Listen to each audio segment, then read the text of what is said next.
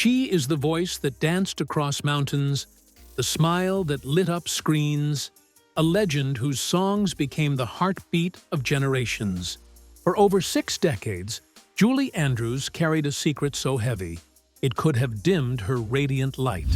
At 89, she steps out of the shadows, revealing the truth behind the surgical tragedy that silenced her golden voice.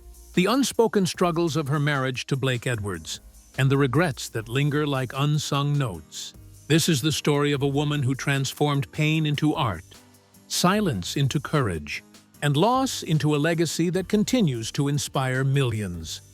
Born Julia Elizabeth Wells on October 1, 1935, in Walton-on-Thames, Surrey, Julie entered a world gripped by the chaos of World War II. The piercing wail of air raid sirens and the distant thud of Luftwaffe bombs formed the soundtrack of her early years. Her family lived in a modest terraced house, where wartime rationing meant meals were often meager. Potato soup or bread with margarine were staples. Her mother, Barbara, a skilled pianist who once played for silent films, and her presumed father, Edward Charles Wells, a schoolteacher with a penchant for poetry, provided fleeting moments of warmth. Edward's bedtime stories, often read by flickering candlelight during blackouts, and Barbara's lilting piano melodies offered Julie a fragile sense of security. Yet beneath this facade, the family was unraveling. By age 4, the strain of war, coupled with personal tensions, frayed her parents' marriage, setting the stage for a childhood marked by instability. In 1940, when Julie was 5, Barbara left Edward, taking her daughter to live with Ted Andrews, a Canadian vaudeville performer whose booming tenor filled music halls. Their new home in London's gritty post-war streets was a stark contrast to Surrey's pastoral calm.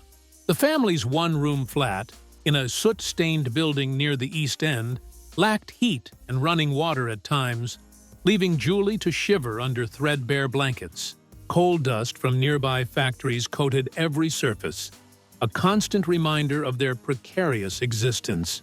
Barbara, once vibrant, descended into alcoholism, her piano now silent, replaced by slurred arguments that echoed through the cramped space. Ted, charismatic on stage, was volatile at home, his heavy drinking fueling erratic behavior. In her memoir, Home, 2008, Julie recounted 2 harrowing incidents where Ted's drunken advances crossed unforgivable boundaries, forcing her to confront adult dangers as a child. At 14 in 1950, Barbara delivered a devastating blow. Edward was not Julie's biological father. She was the child of an affair with a family friend, a secret guarded to preserve the family's fragile reputation. The revelation shattered Julie's sense of identity.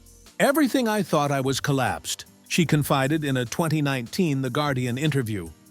Every memory of Edward's gentle hugs, every moment of perceived safety, now felt like a deception. This betrayal, compounded by the chaos of her home life, where love was scarce and survival demanded resilience beyond her years, left deep emotional scars that would influence her lifelong quest for stability. Amid this turmoil, Julie discovered a gift that would define her: her voice. At 7, she performed at a local community event, her clear, powerful soprano stopping conversations mid-sentence. Her 4-octave range, described by early listeners as otherworldly, seemed to belong to someone far older. "Singing was my way of breathing," she told Oprah in 2004, describing it as her refuge from the chaos. In 1947, at 12, she performed at the London Hippodrome in Starlight Roof, singing the demanding aria Je suis Titania from Mignon. Her voice, described by a Times critic as a miracle of clarity and power, left audiences in awe, many assuming she was years older. A year later, at 13, she made history at the Royal Command Variety performance at the London Palladium, becoming the youngest soloist ever to perform before King George VI and Queen Elizabeth. Dressed in a simple hand-sewn frock, Her voice soared through the grand hall, defying her small frame and the weight of her private struggles. "I sang to forget," she later confessed, revealing the emotional depth behind her poised exterior. Her talent was refined under the strict guidance of Madame Lillian Stiles Allen, a renowned soprano who became Julie's third mother. In a cramped, gaslit studio in London's Covent Garden, Stiles Allen drilled her in scales and breathing techniques until her throat ached. "The amateur stops when it's good. The professional stops when it's perfect," Stiles Allen told her, a mantra Julie embraced. At 11, she made weekly train journeys to Leeds for lessons, clutching a sandwich and sheet music, her only companions on the cold. Rattling carriages. Julie's ascent to fame was a testament to her resilience and raw talent. In 1954, at 19, she sailed to New York for her Broadway debut in The Boyfriend, a light-hearted musical that showcased her radiant soprano and effortless charm. Her performance, marked by a blend of innocence and sophistication, earned her the 1955 Theatre World Award. Critics praised her crystalline voice and magnetic warmth, and audiences flocked to see the young British star who seemed to embody a bygone era of elegance. Yet, beneath her polished exterior, Julie grappled with self-doubt. "I felt like an imposter," she admitted in a 1990 New York Times interview, revealing the insecurity that lingered from her fractured childhood. In 1956, she faced her greatest challenge, Eliza Doolittle in My Fair Lady. The role demanded a transformation from a rough Cockney flower girl to a refined lady, requiring not just vocal brilliance, but emotional nuance and comedic timing. Skeptics questioned whether a 20-year-old could carry such a complex part, but Julie proved them wrong. Her performance, blending humor, vulnerability, and a soaring soprano, was a sensation. The show ran for 2,117 performances, grossing millions and cementing her as Broadway's brightest star. "Eliza was my defiance," she said in a 2015 PBS documentary, a nod to the resilience she drew from her early struggles. Her chemistry with co-star Rex Harrison, though occasionally strained by his tempestuous nature, added authenticity to their dynamic, captivating audiences night after night. Hollywood beckoned, but delivered a crushing blow. The 1964 film adaptation of My Fair Lady went to Audrey Hepburn, whose singing was dubbed, leaving Julie heartbroken. "It felt like losing a piece of myself," she wrote in Home, yet fate intervened. Walt Disney, captivated by her performance in Camelot, alongside Richard Burton, offered her the role of Mary Poppins. He delayed production until she gave birth to her daughter Emma in 1962, a gesture that earned her lifelong respect for Disney. The 1964 film was a triumph, blending whimsy, heart, and social commentary on family and responsibility. Julie's performance as the magical nanny, with her perfect diction and warm authority, earned her a Best Actress Oscar, a sweet victory over Hepburn. "I didn't gloat," she told Vanity Fair in 2004, "but it felt like justice." In 1965, The Sound of Music catapulted her to global icon status. Filming in the Austrian Alps was physically demanding. Julie endured helicopter downdrafts that knocked her into muddy fields during the iconic opening scene, and torrential rain soaked her costumes. "I was bruised but determined," she recalled in a 2010 BBC interview. Her portrayal of Maria von Trapp, a nun-turned-governess, radiated joy, resilience, and an infectious love of music, qualities drawn from her own life. The film grossed $286 million, won 5 Oscars, and embedded Julie in cultural history. Songs like My Favorite Things and Do Re Mi became anthems of hope, resonating with audiences worldwide. "I sang for everyone who ever felt lost," she said, her words capturing the universal appeal of her performance. In the mid-1990s, during her performances in Victor Victoria on Broadway, Julie noticed a persistent hoarseness that worried her. At 60, She attributed it to the strain of a 40-year career that included 8 shows a week, global concert tours, and demanding film roles. In 1997, doctors at Mount Sinai Hospital in New York diagnosed benign vocal cord nodules, assuring her that a routine surgery would preserve her voice. Trusting their expertise, she underwent the procedure, but awoke to a devastating reality. Her voice was gone, replaced by a hoarse whisper. Scar tissue had irreparably damaged her vocal cords, robbing them of their flexibility. It was like waking to a nightmare, she wrote in Home, a memoir of my early years. The loss was catastrophic.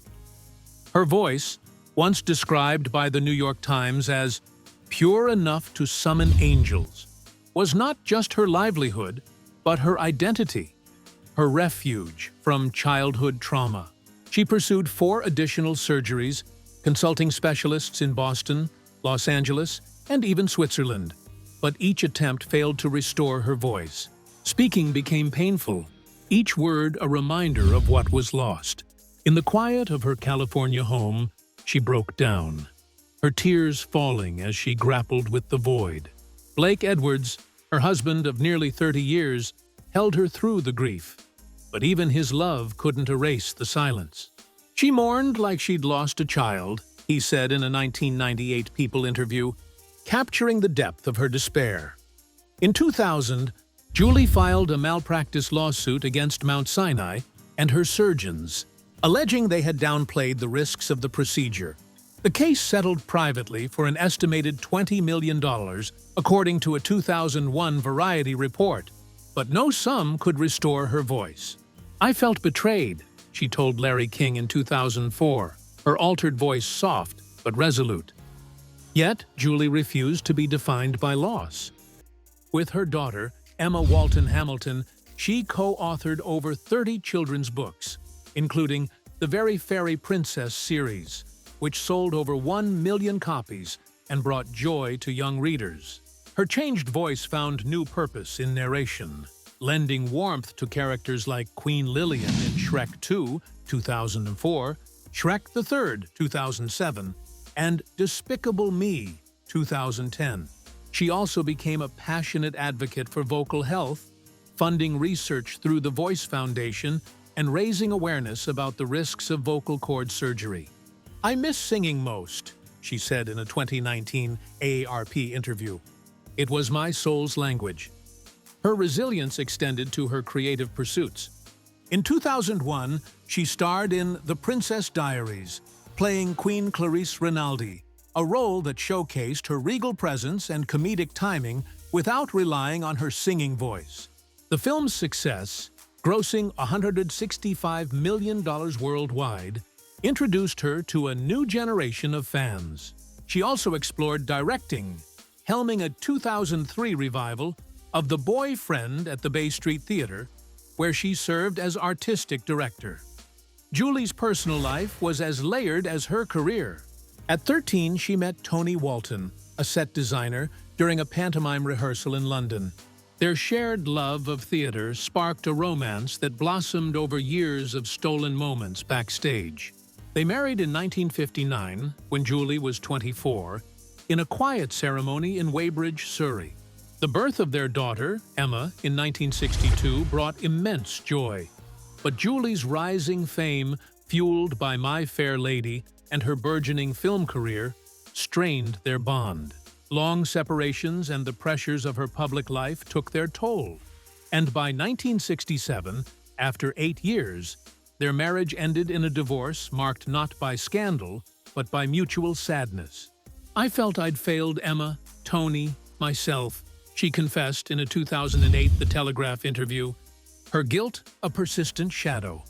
In 1969, Julie met Blake Edwards outside a Beverly Hills therapist's office, a chance encounter that changed her life. Both were healing from broken marriages, Julie from Tony, Blake from actress Patricia Walker. Their connection was immediate, rooted in shared vulnerabilities and a mutual love of storytelling. They married later that year in a private ceremony at their California home, surrounded by close friends and family. In the 1970s, They adopted two Vietnamese daughters, Amy and Joanna, during the Vietnam War, a decision driven by their desire to provide love and stability to children in need. "Adoption was our way of building a family from the heart," Julie said in a 1995 Good Housekeeping interview. Their 41-year marriage was a partnership of love, creativity, and struggle. Together, they collaborated on films like Victor Victoria, 1982, which earned Julie a Golden Globe nomination, and 10, 1979, showcasing their shared vision. But Blake's chronic illness, including bouts of severe depression, cast dark periods over their life. Julie became his anchor, managing his care while balancing her career and motherhood. "He gave me courage. I gave him stability," she said in a 2010 Vogue interview. Their home in Malibu, with its sweeping ocean views, became a sanctuary where they weathered life's storms together. Blake's death from pneumonia in 2010, at 88, was Julie's deepest loss. At their Santa Barbara home, she sat by his bedside holding his hand, whispering memories of their life, their collaborative films, their daughter's first steps, their quiet mornings over coffee and scripts. "Losing him was like losing my roots," she told Good Morning America in 2015. Grief transformed her. Friends noted her laughter grew rarer, her eyes carrying a quiet ache. At 90 in 2025, Julie Andrews lives with understated elegance. Her home's a reflection of her journey. West Lodge, purchased in 1966 for $25,000, is a 12-bedroom Victorian mansion in Wimbledon with arched windows, sprawling gardens, and a library filled with her favorite books. Her Chester Square home in London's Belgravia, acquired in the 1970s, is a Georgian townhouse where she once hosted luminaries like Omar Sharif and Maggie Smith, its walls adorned with mementos from her career. Her Malibu retreat, bought in 1980 for $1.2 million and now worth $15 million, offers serenity with its oceanfront views and minimalist decor. Her $30 million net worth, bolstered by real estate, royalties from The Sound of Music, and residuals from her films, reflects her prudent financial choices. Her car collection, a 1960 Bentley S2, a 2018 Lexus UX, and a 1927 Pierce Arrow Model 80, mirrors her blend of nostalgia and practicality. As artistic director of the Bay Street Theater in Sag Harbor, New York since 1991, Julie mentors young artists, shaping productions like The Last of the Red Hot Mamas and fostering new talent. Her children's books, co-authored with her daughter Emma Walton Hamilton, have reached over 2 million readers, with titles like Dumpy the Dump Truck and Simeon's Gift sparking young imaginations. Her advocacy for literacy and vocal health is unwavering. She partners with the National Endowment for the Arts to promote reading programs and donated $1 million to vocal cord research in 2023, per a Forbes report, to prevent others from suffering her loss. Julie's influence extends to her humanitarian efforts. In the 1990s, she served as a Goodwill Ambassador for the United Nations Development Fund for Women, advocating for gender equality and education in developing countries. Her work earned her the 2000 King Baudouin International Development Prize, a testament to her global impact. She also supports Operation Smile, a charity providing cleft palate surgeries for children, inspired by her own experiences with medical challenges.